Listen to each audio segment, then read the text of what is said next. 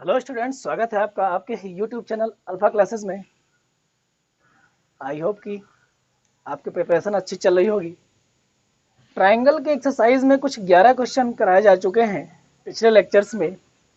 आज उस एक्सरसाइज को फिनिश करेंगे क्वेश्चन नंबर 12 से स्टार्ट करके। तो देर ना करते हुए कॉपी पेन उठा लीजिए, बहुत ही जल्द क्वेश्चन पर आने वाले हैं। आपसे एक रिक्वेस्ट है कि अगर आप चैनल पर फर्स्ट टाइम विजिट कर रहे हैं तो प्लीज़ चैनल को सब्सक्राइब कर लें, बेल आइकन को प्रेस कर लें। अगर वीडियो अच्छा लगे तो सब्सक्राइब करने के साथ साथ लाइक कर लें और ज़्यादा से ज़्यादा दोस्तों तक शेयर करें, जिससे कि उनकी भी पढ़ाई बहुत ही आसानी से आसान तरीके से चलती रहे। तो चलते हैं क्वेश्चन नंबर 12 पर और आगे हम क्वेश्चन नंबर 12 पर। एक्सरसाइज के क्रम में क्वेश्चन नंबर 12 पर आज के लेक्चर का पहला क्वेश्चन। वैसे आप फील कर रहे होंगे कि बैकग्राउंड में कोयल कौवा पंछियों की आवाज़ सुनाई दे रही होगी आपको, क्योंकि इस लॉकडाउन की घड़ी में हम भी अपने घर पर हैं और घर से ही आपको वीडियो शूट करके अपलोड कर रहे हैं। तो नेचर में सब है और आपको अच्छा भी लग रहा होगा, आई होप। तो आप इन पर ध्यान ना देते हुए सीधे पढ़ाई पर कंसंट्रेशन दें। तो क्वेश्चन नंबर 12 जैसा कि आपके स्क्रीन पर लगाया जा चुका है, क्वेश्चन के लिए चित्र भी बना दिया गया है। चलते हैं क्वेश्चन पढ़ते हैं। क्वेश्चन नंबर 12 है, एक त्रिभुज ABC की भुजाएं AB और BC तथा माध्यिका AD एक अन्य त्रिभुज PQR की क्रमशः भुजाओं PQ और QR तथा माध्यिका PM के समानुपाती हैं। आप आकृति देखिए, दर्शाइए कि ABC जो त्रिभुज है वो त्रिभुज PQR के समरूप है। तो दिया क्या है, पहले ये लिख लेंगे। लिखेंगे त्रिभुज ABC तथा त्रिभुज PQR में, ABC और PQR में क्या क्या दिया है ये लिख लेंगे। दिया हुआ है AB का अनुपात PQ के साथ, भुजा BC का अनुपात QR के साथ और माध्यिका AD का अनुपात माध्यिका PM के साथ। तो जो अनुपात दिया है इसकी बात अगर करें तो यह है AB अपॉन PQ। चित्र देखिए, AB upon PQ, BC upon QR, AD upon PM। तो जो AD है और जो PM है वो क्रमशः त्रिभुज ABC और PQR की माध्यिकाएं हैं। माध्यिका का क्या रोल होता है किसी त्रिभुज में? माध्यिका एक ऐसी रेखा है जो शीर्ष से सम्मुख भुजा पर खींची गई वह रेखा है जो जिस भुजा पर खींची गई है उस भुजा को दो बराबर भागों में बांटती है। यानी कि BD बराबर CD होगा बिंदु D से अलग अलग और QM बराबर MR होगा QR में। तो ये है माध्यिका का रोल।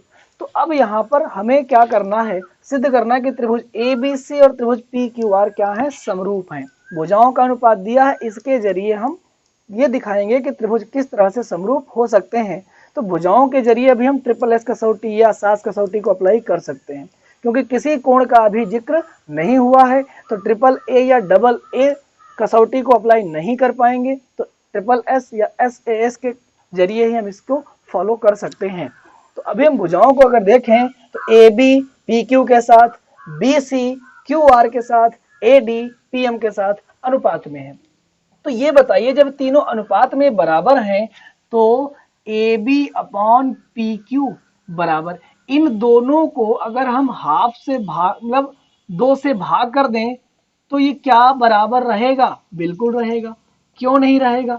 क्योंकि ये आनुपातिक हैं। जब अनुपात में बराबर हैं तो किसी एक पर्टिकुलर पद को किसी एक निश्चित संख्या से गुणा भाग भी अगर कर दोगे तो उसके अनुपात में कोई प्रभाव नहीं पड़ता है।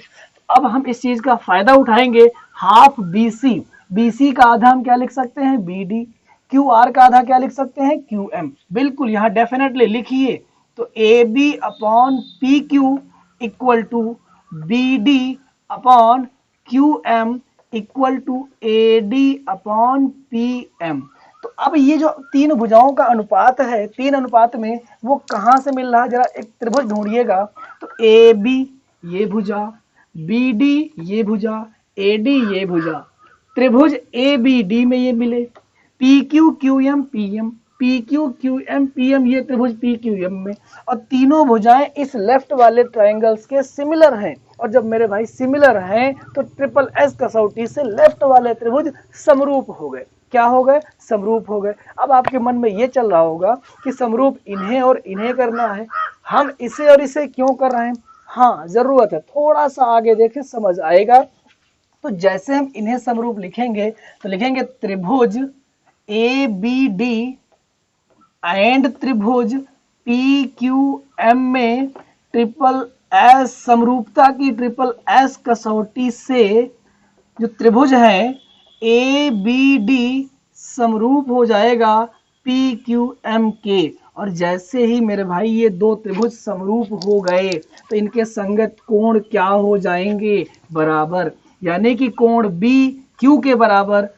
ये आधा ए इस लगभग आधा पूरा नहीं होता, मतलब आधे आधे में नहीं बढ़ता है, तो ये वाला हिस्सा इस हिस्से के बराबर, ये हिस्सा इस हिस्से के बराबर। तो अभी हम इसको उठा लेंगे, इसलिए कोण बी बराबर कोण क्यू। अब इसका फायदा उठाते हुए जिन त्रिभुजों को समरूप करना है उसमें देखेंगे। तो त्रिभुज ए बी सी और किसे? पी क्यू आर को, इन्हें ही तो समरूप करना है। तो लिखेंगे त्रिभुज ए बी सी और पी क्यू आर में। तो देखिए क्या क्या मिल रहा है इन दोनों में। जो ये दो कोण लेफ्ट वाले त्रिभुज में बराबर हैं, तो यही दो कोण इस पूरे और इस पूरे त्रिभुज के भी तो कोण होंगे। और इसी के साथ ये कोण बराबर, और ये भुजाएं अनुपातिक है, ऐसा पहले से ही दिया जा चुका है।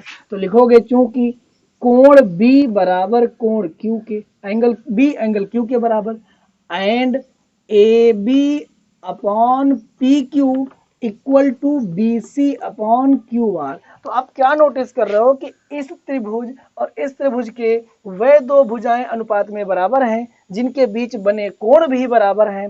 इस तरह से दो भुजाओं और एक कोण के संबंध में सास कसौटी अप्लाई होने वाली है।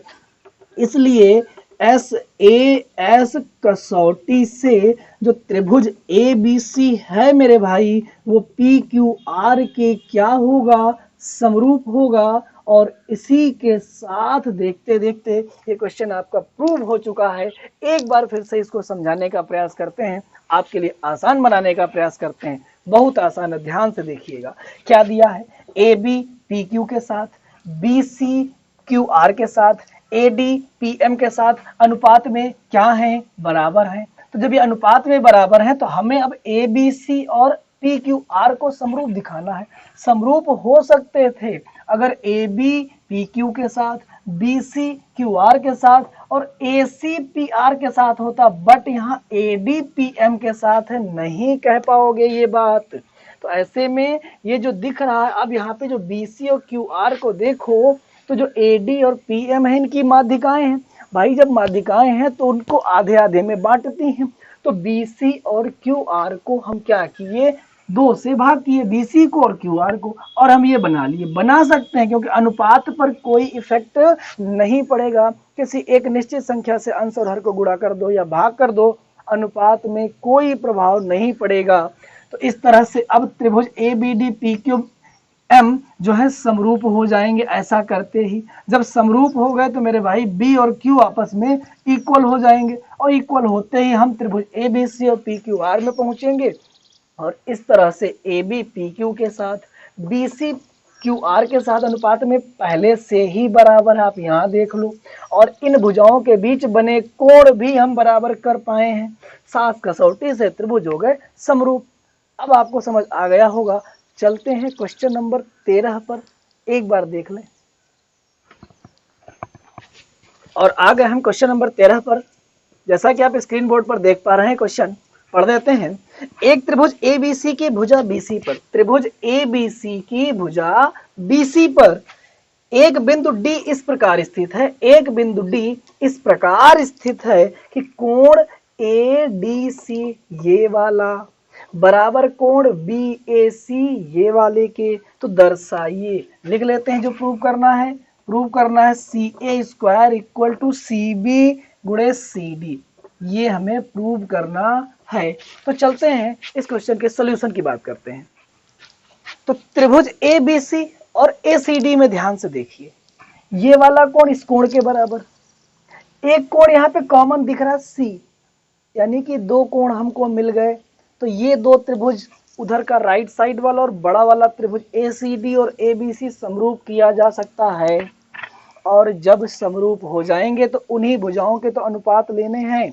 और ये प्रूव हो जाएगा। देखिए कैसे, तो लिखेंगे त्रिभुज ABC तथा त्रिभुज ACD में, तो त्रिभुज ABC का कोण BAC वो इस त्रिभुज के कोण ADC के बराबर है। ऐसा क्या है भैया, गिवन है। इसके बाद जो कोण C है वो मेरे भाई क्या है, उभय निष्ठ है। दो कोण बराबर हो गए, बस बहुत है। समरूपता की डबल A कसौटी से त्रिभुज ABC सिमिलर हो जाएगा ACD के। जब सिमिलर हो जाएगा इसलिए इनकी संगत भुजाएं आनुपातिक होंगी। तो इस त्रिभुज की, बड़े वाले त्रिभुज की भुजा CA और छोटे वाले त्रिभुज की भुजा CD बराबर इस त्रिभुज की, बड़े वाले की भुजा CB फिर इस छोटे वाले त्रिभुज की भुजा CA अनुपात में बराबर होंगे। क्रॉस वाला गुणा कर लो तो ये हो गया CA² अपॉन CB गुणे CD। अब आप कहोगे ये तो हमें याद था, हमने बता दिया। टेक्निक समझो, बहुत आसान। लाना क्या मेरे भाई, तो ये लिखा CA गुणे CA बराबर CB गुणे CD। अनुपात आप बनाओ ना, एक CA को उधर भेज दो, CD को इधर ले आओ, तो CA बटे CD, CB बटे CA। अगर ये बन जाए तो क्रॉस वाला गुणा कर लो और यहाँ पे पहुंच जाओ। तो कैसे भी करके आप ये बनाना सीख जाओ। ये बनाने के लिए इसको तोड़ना सीख जाओ, इसे तोड़ो, एक एक पद को इधर उधर ट्रांसफर कर दो, इजीली आप क्वेश्चन के अनुपात को बना करके प्रूव कर लोगे। आई होप कि ये रेशियो बनाना समझ में आ गया होगा, समरूप करना समझ में आ गया होगा। चलते हैं क्वेश्चन नंबर 12 से ही रिलेटेड क्वेश्चन नंबर 14 पर। कुल 16 सवाल हैं इस एक्सरसाइज में, बहुत ही छोटा लेक्चर होने वाला है, लेकिन जो 14 नंबर सवाल है बहुत ध्यान से समझिएगा। थोड़ा सा बड़ा है बट मजा आने वाला है, कुछ नई बातें, नई चीजें, नए कॉन्सेप्ट सीखोगे उस सवाल नंबर 14 में। 14 में एक बार इसे देख लें, फिर लेकर आते हैं क्वेश्चन नंबर 14। और ये आ गए क्वेश्चन नंबर 14 पर, जैसा कि आप स्क्रीन बोर्ड पर देख पा रहे हैं, और क्वेश्चन के लिए चित्र भी साथ में बना दिया गया है। क्वेश्चन पढ़ देते हैं। एक त्रिभुज ABC की भुजाएं AB और AC तथा माध्यिका AD। एक त्रिभुज ABC की भुजाएं AB, AC तथा माध्यिका AD। एक अन्य त्रिभुज PQR की भुजाओं PQ, PR तथा माध्यिका PM के क्रमशः समानुपाती हैं। क्रमशः यानी कि AB PQ के साथ, AC PR के साथ, AD PM के साथ अनुपातिक हैं। दर्शाइए कि जो त्रिभुज ABC है वो PQR के समरूप है। लगा बिल्कुल 12 जैसा, ऐसा ही उसमें भी कुछ था, लेकिन मेरे भाई वो सवाल ये नहीं है। उसमें क्या था, रिवाइंड करते हैं आपके लिए। वो था कि AB PQ के साथ, BC QR के साथ और AD PM के साथ अनुपात में थे। अब इसमें क्या है, AB AC और AD, उसमें BC था, अब इसमें क्या है AC PR है, उसमें BC QR था, है ना चेंज। तो ये सवाल थोड़ा हटके है, बहुत इंपॉर्टेंट है, थोड़ा लेंथ में जाएगा। एक एक चीज को अच्छे से देखिएगा, कुछ भी स्किप ना करिएगा। तो चलते हैं इस क्वेश्चन के सॉल्यूशन की बात करते हैं। सॉल्यूशन जो दिया है वो लिख लो, क्योंकि AB upon PQ equal to AC upon PR equal to AD upon PM। थोड़ी देर के लिए इसे क्या मान लेंगे, इक्वेशन। तो जैसा कि देखने से लग रहा है ये अभी प्रूव ऐसे नहीं होगा, कुछ रचना का काम करना पड़ेगा, कंस्ट्रक्शन वर्क करना पड़ेगा। कंस्ट्रक्शन वर्क करने के लिए क्या करोगे, आप देखोगे ये जो पॉइंट D है तो लेंथ AD होगी, AD की लंबाई के बराबर एक डिस्टेंस DE ले लोगे, पॉइंट E यहां ले लो और D से E तक बढ़ा दो। इसके बाद B को E से, C को E से मिला दो। यही कुछ कार्यक्रम इसमें भी करोगे। PM की लंबाई के बराबर यहां पर कोई बिंदु S ले लो, उस S को Q, R और M से मिला दीजिएगा।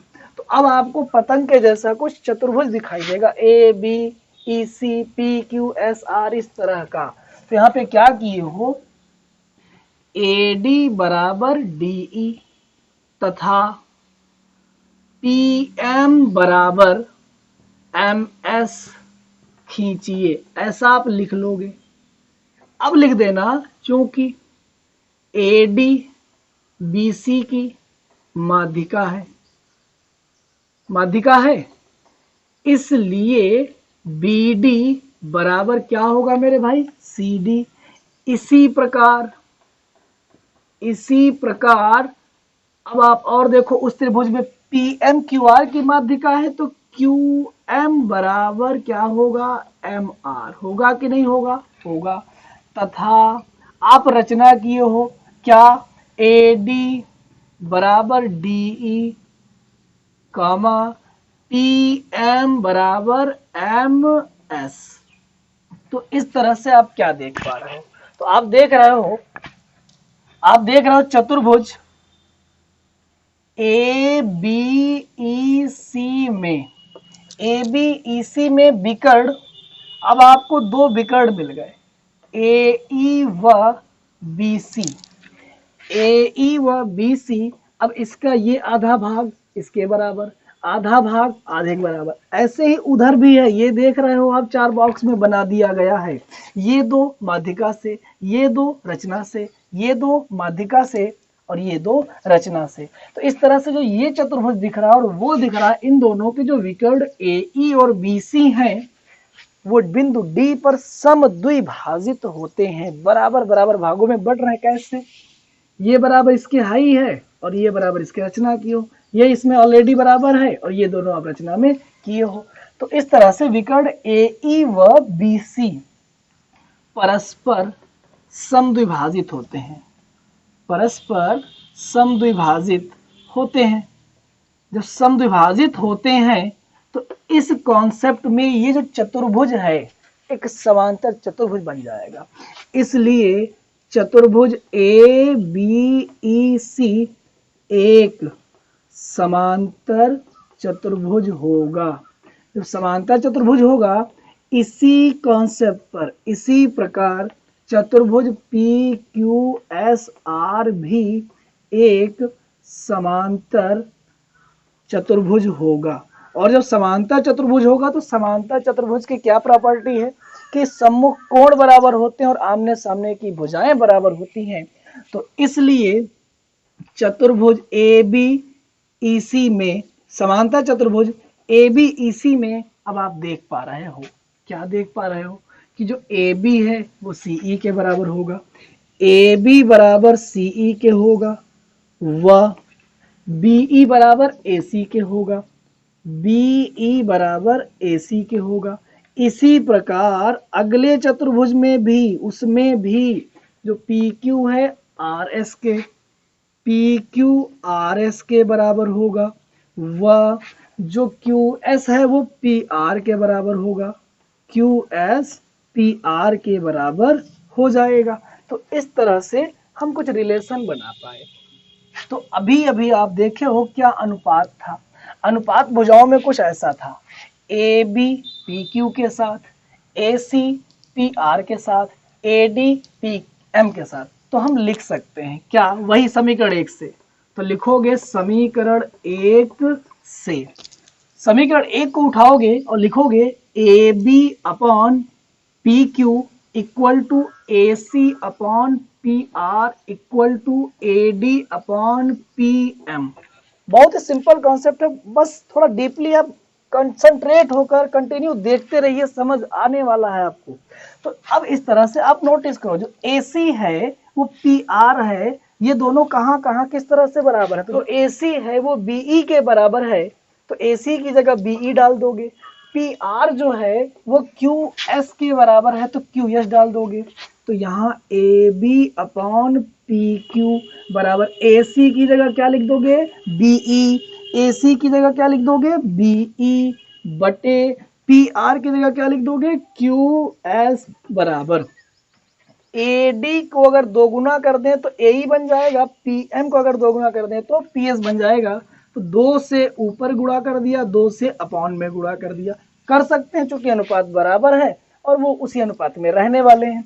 तो ये बन गया A B upon P Q बराबर B E upon Q S. Equal to, अब AD का 2 गुना चित्र से बनेगा AE, PM का 2 गुना बनेगा PS।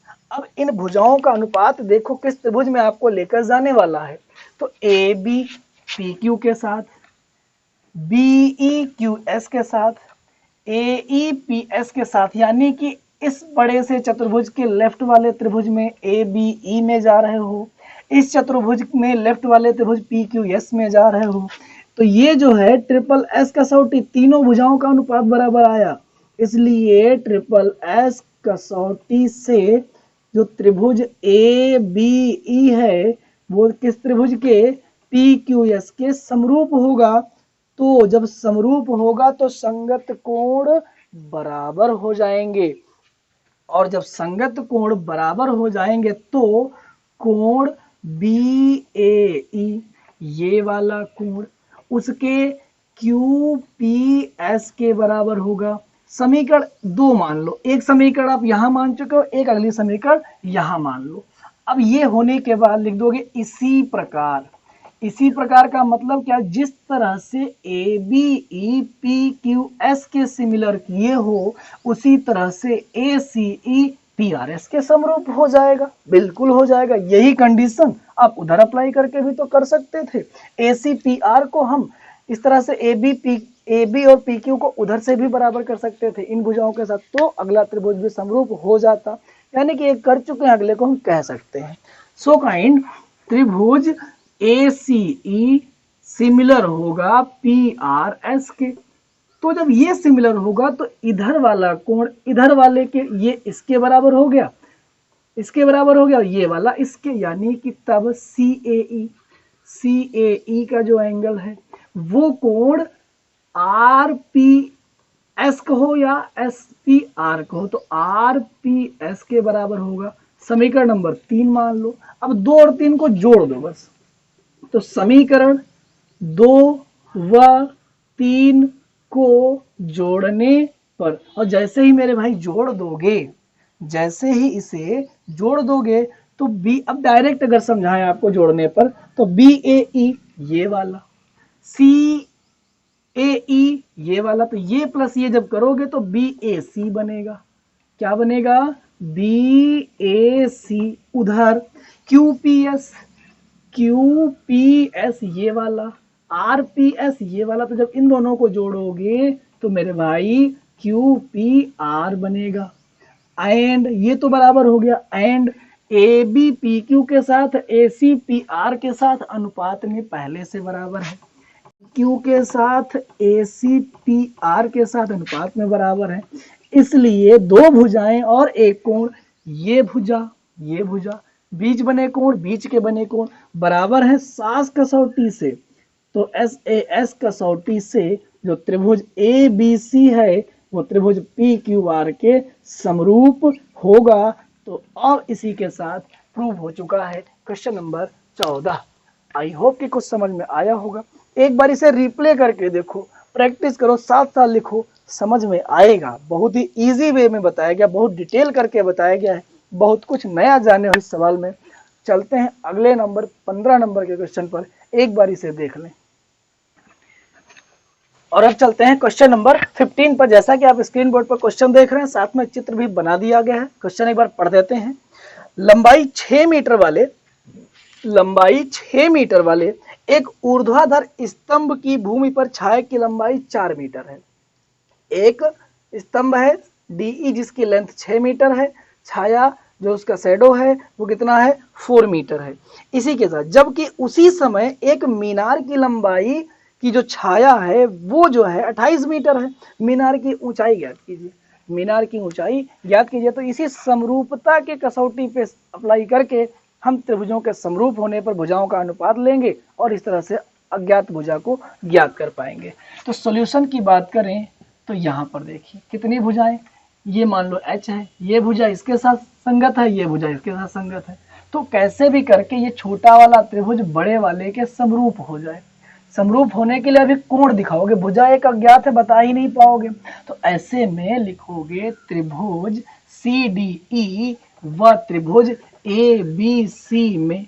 तो जब ये खंभा है तो ये आधार के साथ धरातल के साथ कितना कोण बनाएगा, समकोण बनाएगा। तो इसका जो कोण D है वो उसके B के इक्वल होगा, दोनों ही 90 डिग्री के होंगे। और जो कोण C है मेरे भाई वो दोनों ही त्रिभुज में है, इसलिए एक कोण कॉमन है। तो डबल A कसौटी लागू है कि नहीं, लागू है ना। तो डबल A कसौटी से त्रिभुज CDE सिमिलर टू त्रिभुज ABC, इसलिए भुजाओं का अनुपात बराबर हो जाएगा।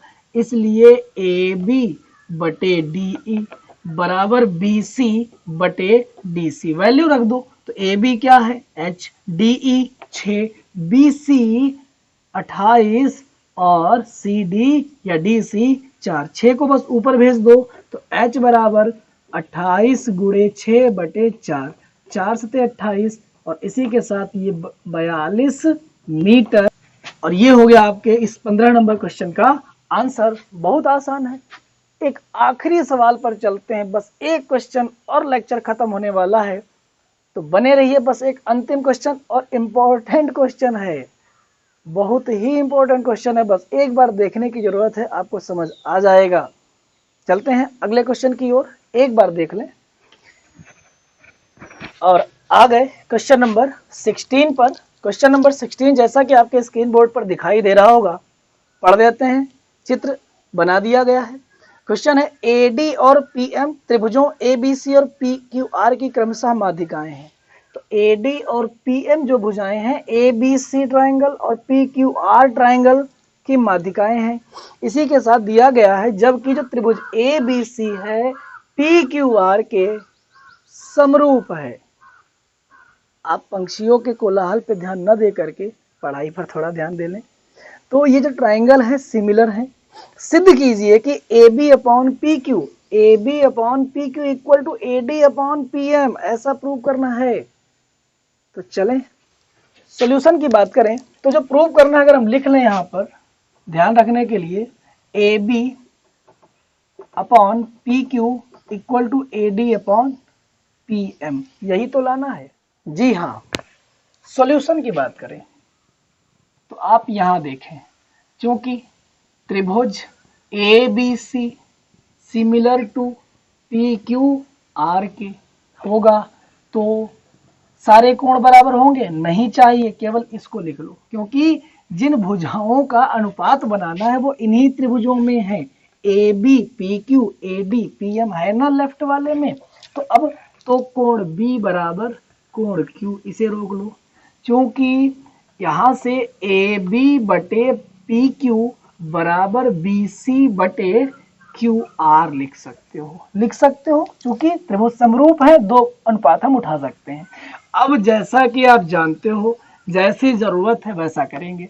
BC और QR को 2 से भाग कर दो अगर, तो इस तरह से आप लिख सकते हो। अब BC को जैसे ही हाफ करोगे BD बनेगा, QR को हाफ करोगे QM बनेगा। कहोगे क्यों बनेगा? जी हाँ, इसलिए बनेगा क्योंकि जो D है BC का मध्य बिंदु है, जो M है QR का मध्य बिंदु है, इसलिए।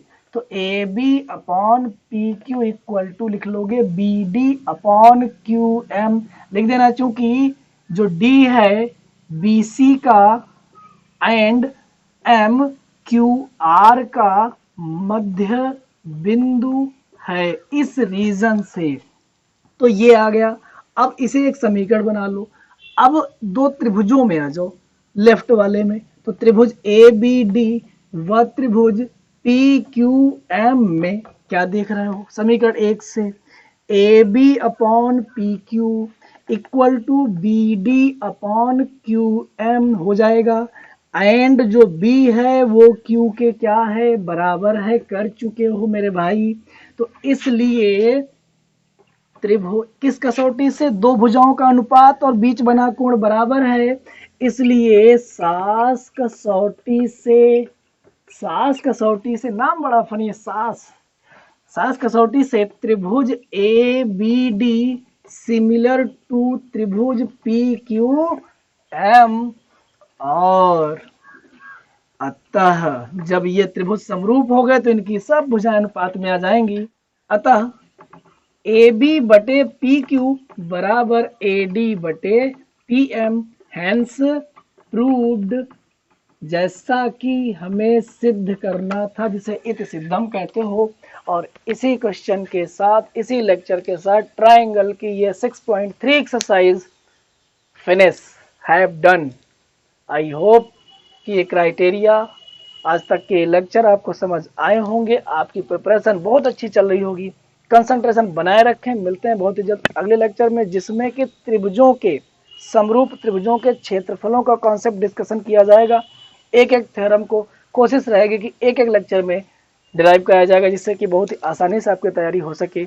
बहुत ही डिटेल में, बहुत ही छोटी छोटी बातों को बताते हुए चल रहे हैं, कैलकुलेशन तक डिटेल कर रहे हैं, बहुत आसान तरीके से बताया जा रहा है। आई होप, उम्मीद करते हैं कि आप अच्छा समझ रहे होंगे। और इसी के साथ एक रिक्वेस्ट है कि अपने दोस्तों को, साथियों को भी ये शेयर करें, जिससे कि उनको भी आसान तरीके से अच्छी पढ़ाई मिल सके। घर पर रहें, सुरक्षित रहें। मिलते हैं बहुत ही जल्द अगले लेक्चर में।